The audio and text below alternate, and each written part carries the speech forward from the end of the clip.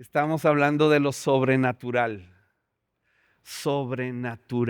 lo que trasciende a lo natural o al humano. Se refiere a aquellos fenómenos que supuestamente exceden o están más allá de lo que se entiende como natural o que se cree existen fuera de las leyes de la naturaleza. En la Biblia, enfocando lo sobrenatural bíblicamente, se entiende como intervenciones del Dios al que hoy conocemos por su bondad, por su gracia, por su justicia y misericordia. Es el Dios de la Biblia, revelado en Cristo Jesús.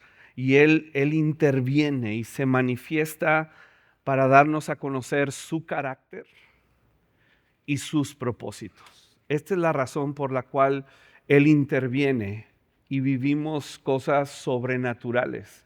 No es una vida espiritualoide, mística, rara, buscando espiritualidad y buscando los secretos de la espiritualidad. No. Buscamos los tesoros escondidos de Dios en la persona de Cristo Jesús, revelado por el Espíritu Santo. Y para ello estamos considerando lo sobrenatural a través del libro de los Hechos. Hechos, en tu Biblia tal vez puedes encontrar ahí que dice Hechos de los Apóstoles, pero creemos que el título correcto sería Hechos del Espíritu Santo a través de los apóstoles, pero como esto sería muy grande como título, pues nada más dice Hechos de los apóstoles. Son los hechos de Dios, son las intervenciones divinas de Dios a través de la iglesia para mostrar al mundo su bondad. En Hechos capítulo 1 vimos cómo Jesús les promete a sus discípulos al Espíritu Santo. El Espíritu Santo, insisto, recalco, resalto, es una persona divina. Lo nombramos como la tercera persona de la Trinidad, no por importancia, sino por su revelación a los seres humanos. En el Antiguo Testamento vemos cómo de manera primordial o de una manera destacada el Padre se da a conocer.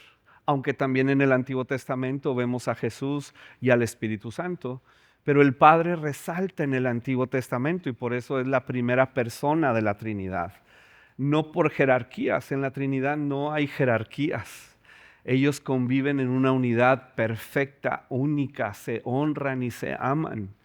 Pero primero se dio a manifestar el Padre. Luego en los Evangelios vemos a Jesús, aunque hay manifestaciones del Padre y obviamente del Espíritu Santo. Una vez que Jesús asciende, nos envía el regalo prometido que era su presencia dentro de nosotros, el Espíritu Santo, y por eso se le conoce como la tercera persona de la Trinidad. Como toda persona divina, tiene intelecto, es muy inteligente, tiene la inteligencia de Dios porque es Dios, tiene afectos, tiene deseos, tiene propósitos. Es susceptible de nosotros en la relación con los humanos a ofenderse o a alegrarse, a sentirse muy cómodo entre nosotros o no querer estar entre nosotros. Pero como es Dios, pues no se venga de nosotros y cuando se siente incómodo nos lo hace saber. Imparte una tristeza a nuestros corazones para hacernos saber, no estoy cómodo, Luis, con tu comportamiento. No estoy cómodo con tus pensamientos. No estoy muy cómodo con lo que estás volteando a ver. No estoy muy cómodo con tu codicia, pero te voy a ayudar a solucionarla. Me guía al arrepentimiento y a través de su palabra empieza a renovar mi entendimiento. Esa es la promesa del Espíritu Santo. No es un fluir del poder de Dios, no es una paloma, no es aceite, no es agua. Esos son elementos que la Biblia utiliza para darnos a entender qué es lo que Él hace, pero no es su persona, es su obra. Él es Dios. Jesús lo promete a sus discípulos, lo recalca en Hechos capítulo 1 y en el capítulo 2 el Espíritu Santo viene. Viene como una dinamita. ¿Te acuerdas que había prometido Hechos 1:8? Recibirán dinamita, recibirán poder cuando haya venido sobre ustedes, en ustedes, el Espíritu Santo para ser testigos de la resurrección. Y viene como una dinamita, estalla en el corazón de los discípulos y les imparte capacidades. ¿Les imparte qué? Capacidades que ellos no tenían y no podían desarrollar. Hay cosas como creyentes que podemos desarrollar, el carácter cristiano, pero hay cosas que no podemos desarrollar. Vienen como un regalo de Dios en la persona del Espíritu Santo. Estos regalos, estas capacidades, las vemos descritas, por ejemplo, en 1 Corintios 12, cuando nos habla de estos 9 dones del Espíritu Santo. Lo vemos en Romanos 12, en otra lista de capacidades extraordinarias del Espíritu Santo. Lo vemos en Efesios capítulo 4, otra pequeña lista de capacidades. ¿Cuáles son las capacidades que el Espíritu Santo está otorgándonos? Y hay capacidades que vienen a toda la iglesia, pero hay capacidades muy particulares para miembros del cuerpo de Cristo para edificar la iglesia. No como una jerarquía. El apóstol no tiene jerarquía por encima de un profeta o de un pastor. Tiene una función. Y el apóstol Pablo dijo que como apóstol, él estaba destinado como oveja al matadero. No hay una jerarquía. Y los problemas en la iglesia se dan cuando empezamos a ver las capacidades de Dios como jerarquías. El profeta no tiene jerarquía sobre los otros ministerios, pero juntos enseñó el apóstol Pablo por inspiración del Espíritu Santo. Juntos somos el cuerpo de Cristo y funcionamos. Hacemos que esto funcione. El corazón humano, físico, no tiene jerarquía sobre los pulmones, pero ayuda y funciona para que los pulmones funcionen. Y los pulmones funcionan para que el corazón pueda funcionar. No es jerarquía. Yo no tengo una jerarquía. Tengo una función como pastor en una iglesia particular y tengo una función dentro del cuerpo de Cristo. Y tengo que comprenderlo y funcionar en él. Esa es la dinamita que trajo el Espíritu Santo. Obviamente hay lo sobrenatural en milagros. Obviamente yo he vivido milagros de salud, milagros de provisión, milagros que incluso ni sé que los viví. ¿Cómo saber cuándo Dios me libró de alguna situación? Pues no la sé porque me libró. Claro que lo incluye, pero no lo buscamos. No buscamos una vida sobrenatural invocando ángeles. No. Nosotros no ordenamos a los ángeles. Nosotros no hablamos con ángeles. La Biblia nos enseña que son espíritus al servicio de Dios a favor de los creyentes. ¿Cómo lo administra Dios? Ese es asunto de él. ¿Cuándo hay una intervención angelical? No lo sé. De seguramente lo hay, pero el que recibe la gloria y administra a los ángeles es el Padre, no nosotros. Esta dinamita fue para otorgar capacidades.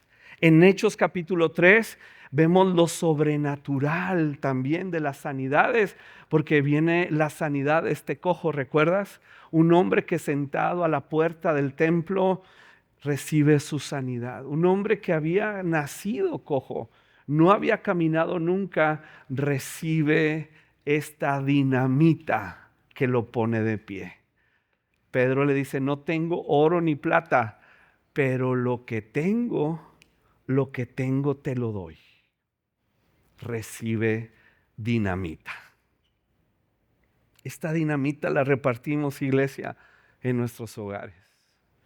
No para reventarlos, para edificarlos. Pero acuérdate, son capacidades sobrenaturales del Espíritu Santo. Y por eso es importante atender al Espíritu Santo.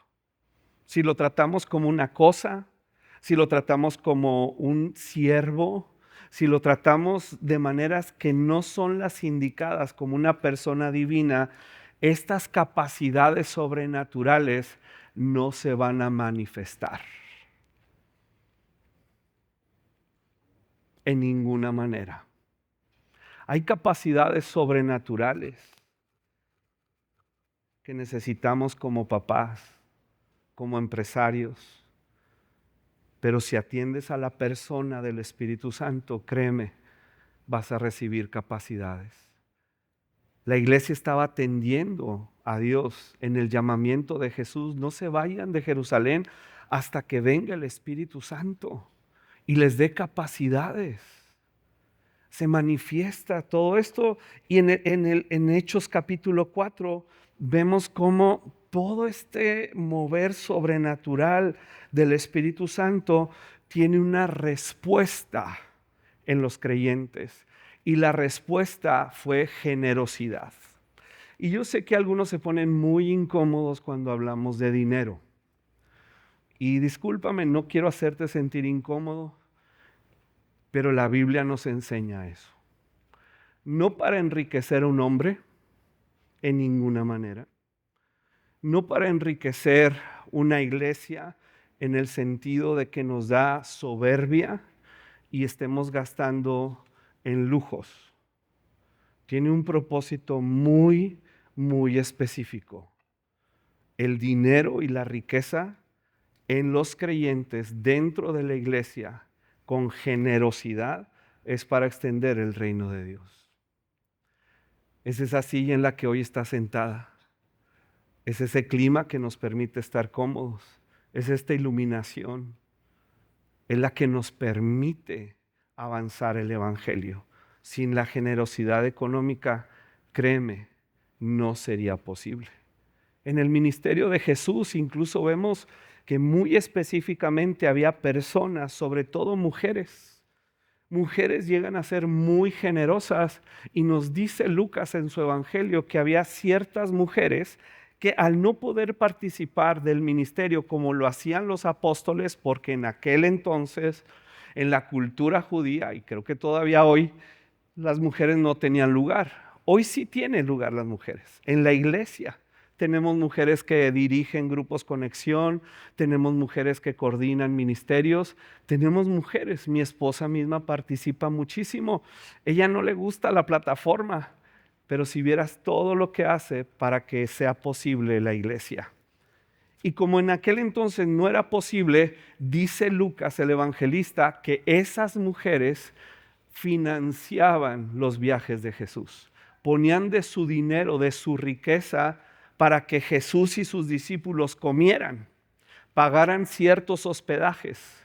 Esto era importante, necesario. Aún Jesús siendo Dios, no sacaba dinero de los peces. En una ocasión para dar una enseñanza sucedió, pero la generosidad venía a través de la iglesia. Y nos dice en Hechos 4, lo vimos el domingo pasado, que la gente vendía sus propiedades y las traía a los pies de los apóstoles para que ellos lo administraran y la iglesia funcionara. Ahora muchos se preguntan si tienes tiempo en la iglesia, si el diezmo es del Nuevo Testamento o no, porque ubican el diezmo en la ley.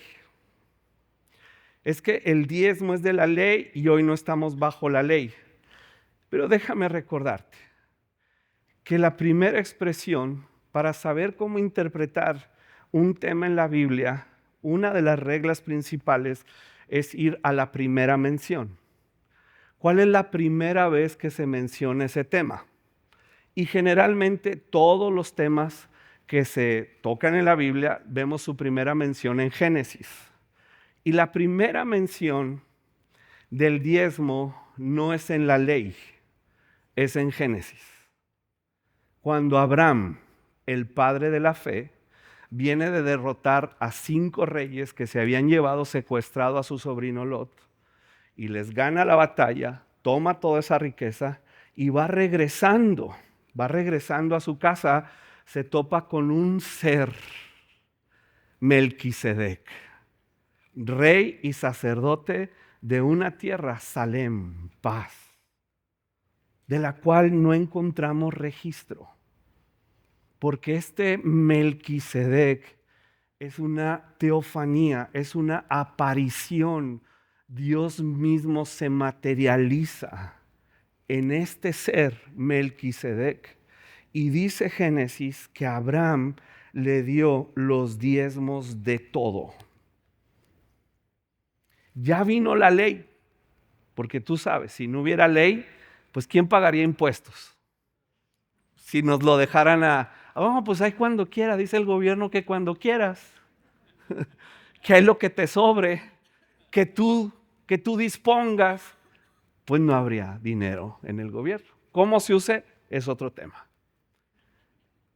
Pero el diezmo se dio bajo la gracia, en la conciencia de un hombre, que luego nos explica la carta a los Hebreos, que el que entrega los diezmos considera al que se los entregó mayor que él mismo. Luego viene la ley, y hoy no estamos bajo la ley, pero la iglesia comprendía que el dar generosamente, incluso algunos vendiendo sus propiedades, llevaban todo el dinero de esa propiedad. Yo sé que hay abusos. Jamás le voy a pedir a alguien que venda su propiedad, su auto, su negocio, para que dé ese dinero a la iglesia. Pero no me sorprende porque tenemos gente a través del tiempo en la iglesia, no solo de convivencia, que sí ha hecho eso. Pero nadie puede decir que yo le pedí que lo hiciera o que yo argumenté que Dios me dijo que tú dieras para saludar con sombrero ajeno. Eso no es posible. No es el modelo del libro de los Hechos. Ningún pastor puede decirle a una persona que haga tal o cual con sus bienes para darlo a la iglesia. Eso no viene en la Biblia. Pero cada creyente es responsable y es movido por el Espíritu Santo en generosidad. Cuando está sucediendo todo esto sobrenatural, viene el capítulo 5 que inicia con una historia que siempre ha llamado la atención, que te soy sincero, es difícil de interpretar. Y es la historia de Ananías y Zafira. Dice que había cierto hombre llamado Ananías, quien junto con su esposa Zafira vendió una propiedad y llevó solo una parte del dinero a los apóstoles, pero afirmó que era la suma total de la venta. Con el consentimiento de su esposa, se quedó con el resto. Todos o los que estaban participando en ello vendieron sus propiedades. Vemos el ejemplo de Bernabé, que vendió su propiedad y lo trajo a los pies de los apóstoles. Entonces ellos, Ananías y Zafira, dijeron, pues vamos a vender nuestro terrenito y vamos a llevar el dinero a la iglesia y le vamos a decir a Pedro que estamos dando el 100%, que estamos dando al igual que todos. Pero no era así. No era así. Ellos fingían. Y en este mover sobrenatural del Espíritu Santo al inicio de la iglesia, ellos se les ocurre ofender al Espíritu Santo. Pedro le dice, no nos has ofendido a nosotros, has ofendido al Espíritu Santo. Y esta historia, que al menos yo no tengo conocimiento que se haya vuelto a dar en la historia de la iglesia, esta historia se da en estos términos para traer un temor a nuestros corazones. Yo no puedo jugar con el Espíritu Santo. Yo no puedo comerciar con el Espíritu Santo. Yo no puedo, dentro de un mover del Espíritu Santo, comercializar su obra. Hay quienes comercializan con la obra del Espíritu Santo. y piden dinero y se venden. Iba a usar un término bien gacho, pero no. No, ¿verdad?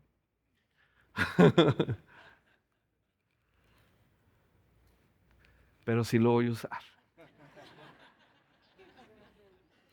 Se prostituyen.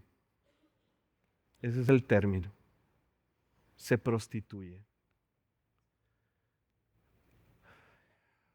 Y lucran con el dolor de la gente. No es tu dinero el que te salva. No es mi dinero el que hace que Dios se agrade de mí. Es la respuesta de mi corazón. Porque el dinero es vida. ¿Cuántas horas de mi vida dedico para generar esta riqueza? Y Jesús enseñó, donde esté tu tesoro, ahí está tu corazón. Ellos juegan con algo muy santo, con algo muy sagrado, que es el Espíritu Santo. Y caen muertos. Por otro lado, así como hay pseudoministros que viven y explotan a la iglesia, hay creyentes que no han comprendido para qué es su dinero.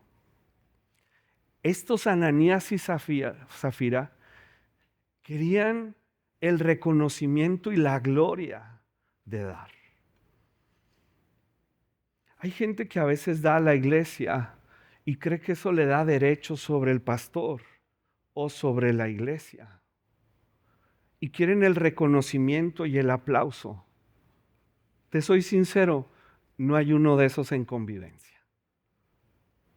Lo digo sinceramente. No tengo ni uno de esos aquí. En una ocasión tuve uno. ¿Y sabes a dónde lo envié? Por un tubo. Porque no estoy a la venta. Esta iglesia no está a la venta. Pero el entendimiento de estos creyentes, Ananías y Zafira, estaba cegado por su codicia. Esto me recuerda 1 Corintios 10, cuando dice el apóstol Pablo, hermanos, amados hermanos, no quiero que se olviden de lo que les sucedió a nuestros antepasados hace mucho tiempo en el desierto. Todos fueron guiados por una nube que iba delante de ellos y todos caminaron a través del mar sobre tierra seca. Todos ellos fueron bautizados en la nube y en el mar como seguidores de Moisés. Todos comieron el mismo alimento espiritual y todos bebieron la misma agua espiritual, pues bebieron de la roca espiritual que viajaba con ellos y esa roca era Cristo. Sin embargo, Dios no se agradó con la mayoría de ellos y sus cuerpos quedaron dispersos por el desierto. Esas cosas sucedieron como una advertencia para nosotros a fin de que no, ¿qué? Ananías y Zafira codiciaron.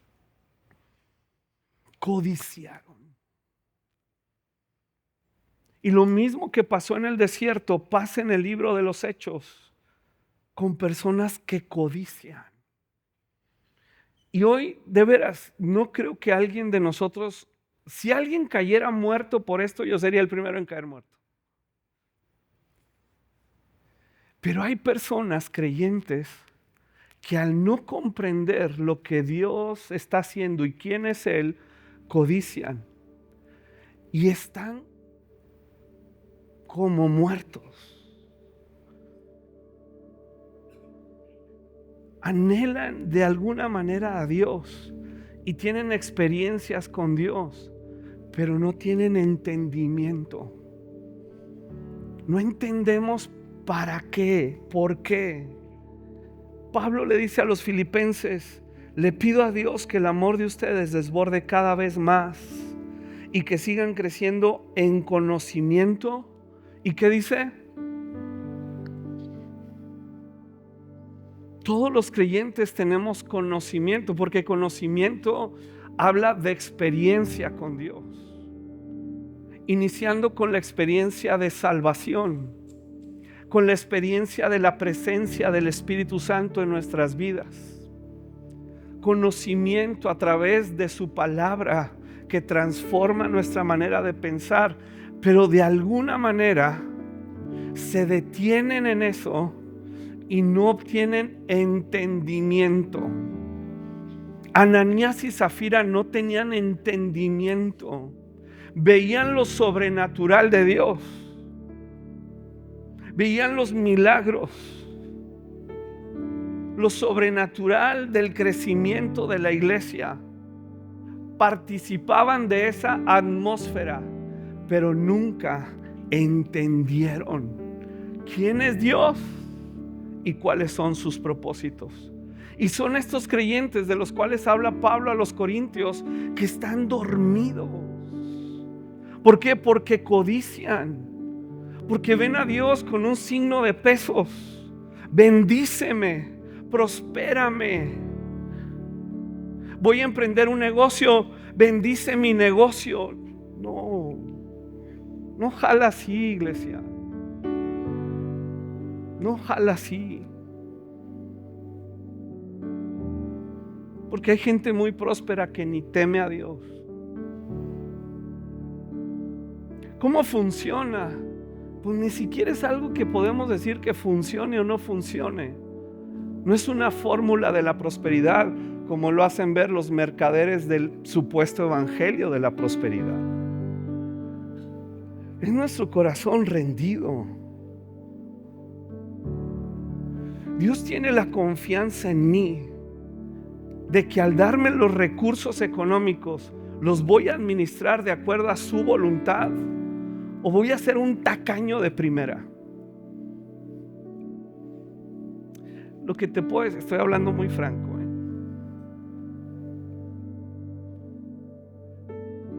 Hay mucha gente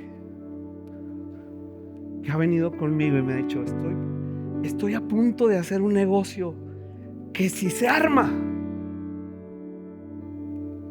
ahora sí, pastor, los planes que Dios te dio, dale con todo. De todos esos que han abierto el pico, ni uno ha regresado. Y yo veo que Dios sí los ha prosperado. Nunca he codiciado su riqueza, nunca. Pero yo digo, qué curioso, ¿verdad? En cambio hay gente que nunca ha dicho ni una palabra y son tan generosos con Dios y nos permite estar disfrutando de esto y expresando el evangelio. Por eso inicié diciendo, qué bonito lugar, multiusos, para niños, para jóvenes, para matrimonios. ¿Qué lo hace posible? Esa generosidad. Pero los Ananías y Zafira son los que sí han prosperado. Pero dicen, me voy a quedar con lo que Dios realmente me está diciendo que dé, y voy a aparentar y dar lo que me sobra. Están dormidos. La iglesia continúa en lo sobrenatural en el libro de los Hechos. A pesar de ese evento terrible de la muerte de Ananías y Zafira, la iglesia continúa. Nos dice el capítulo 5 que los apóstoles hacían muchas señales milagrosas y maravillas entre la gente, y todos los creyentes se reunían con frecuencia en el templo, en el área conocida como el Pórtico de Salomón, pero nadie se atrevía a unirse a ellos, aunque toda la gente les tenía en alta estima. Sin embargo, cada vez más personas, multitudes de hombres y mujeres, creían y se acercaban al Señor. ¿Te fijas cómo está conviviendo todo esto? Porque iglesia, no hay iglesia perfecta. Un día me voy a dar cuenta si yo he estado como Ananías y Zafira o como Bernabé, generoso. No hay una perfección, pero la belleza del Espíritu Santo está en la iglesia. Siguen los milagros, nos dice Hechos. ¿Y qué sigue después de todo esto? Nos dice igual Hechos 5, que el sumo sacerdote y sus funcionarios, que eran saduceos, se llenaron de envidia. Arrestaron a los apóstoles, los metieron en la cárcel pública, pero un ángel del Señor llegó de noche, abrió las puertas de la cárcel y los sacó. Luego les dijo: vayan al templo y denle a la gente este mensaje de vida sobrenatural. Un ángel, en este caso, los libró de la cárcel. Pero se aproxima el martirio del primer santo. También en medio de lo sobrenatural del Espíritu Santo habrá descontento dentro de la iglesia. Hechos capítulo 6 inicia hablándonos del descontento y la murmuración. Mira lo que dice Hechos 6:1. Al multiplicarse los creyentes rápidamente hubo muestras de... Dicen: oye, qué padre que la iglesia esté creciendo. Y yo como pastor digo: híjole, va a crecer el descontento.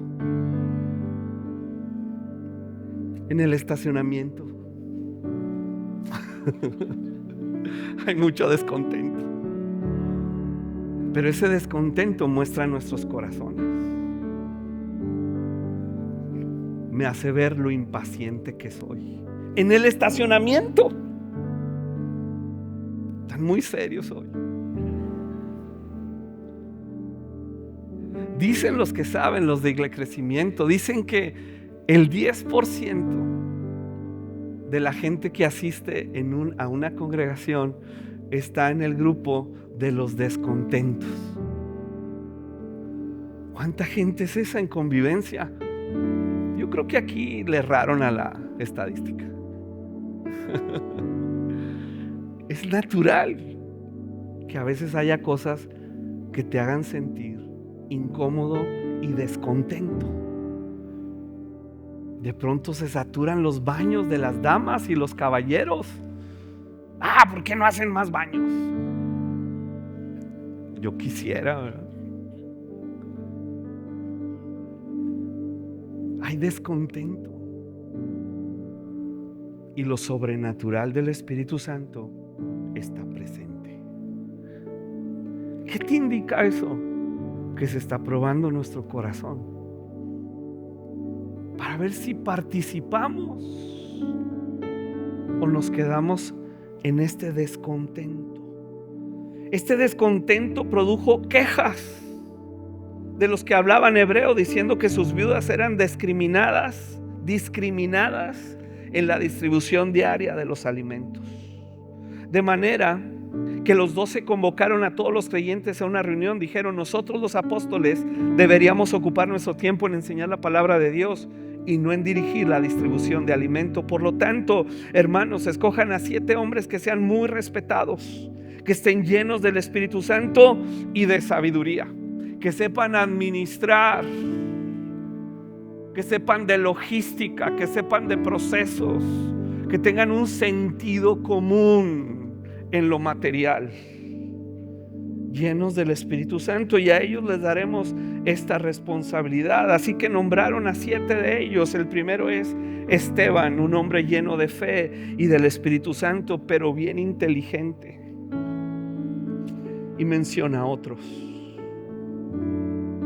Hechos capítulo 6. Al término de este capítulo vemos que arrestan a este Esteban,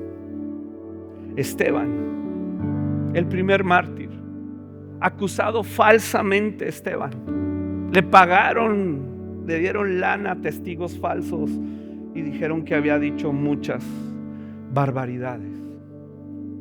Entonces el sumo sacerdote le preguntó a Esteban: ¿son ciertas estas acusaciones? Y Esteban dio la siguiente respuesta.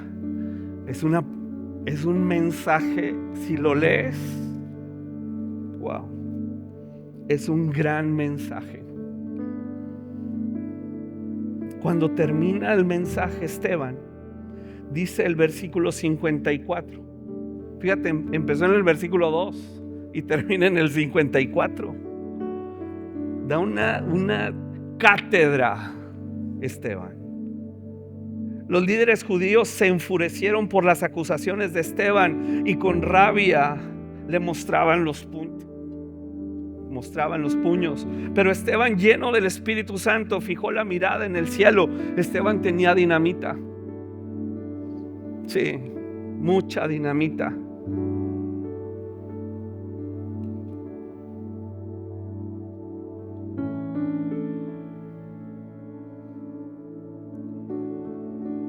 Y vio la gloria de Dios. Y vio a Jesús de pie en el lugar de honor, a la derecha de Dios. Y les dijo: miren, veo los cielos abiertos y al Hijo del Hombre de pie en el lugar de honor, a la derecha de Dios. Entonces ellos se taparon los oídos con las manos y empezaron a gritar. Se lanzaron sobre él, lo arrestaron fuera de la ciudad y comenzaron a apedrearlos. Sus acusadores se quitaron las túnicas y las pusieron a los pies de un joven que se llamaba Saulo, mientras lo apedreaban. Aquí no hubo un ángel que lo rescató. Aquí no hubo un ángel que lo rescató. Y cuando sucede esto nos preguntamos: ¿por qué a él no? No sé.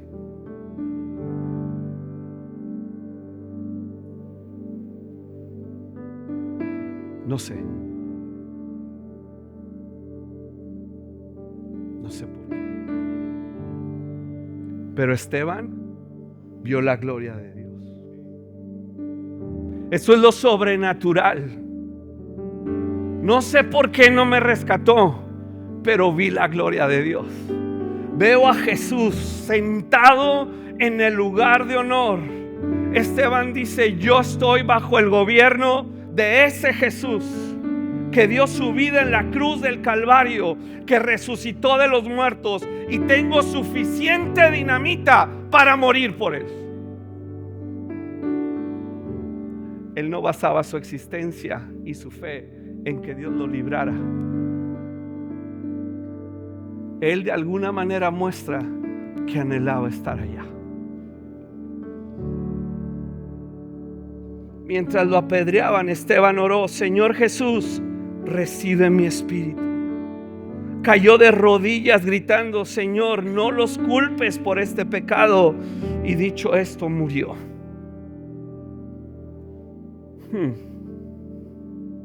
¿Te fijas cómo no hay en el corazón de Esteban el corazón de un mercader? ¿Y por qué Dios no me libró? ¿Y por qué Dios no me dio? Y si yo le dije a Dios, no.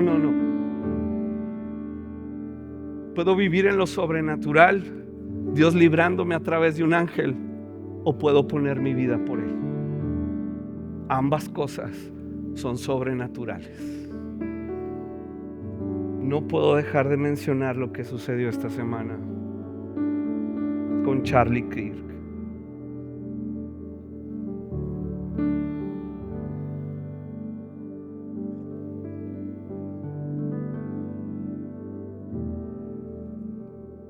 Un defensor del evangelio.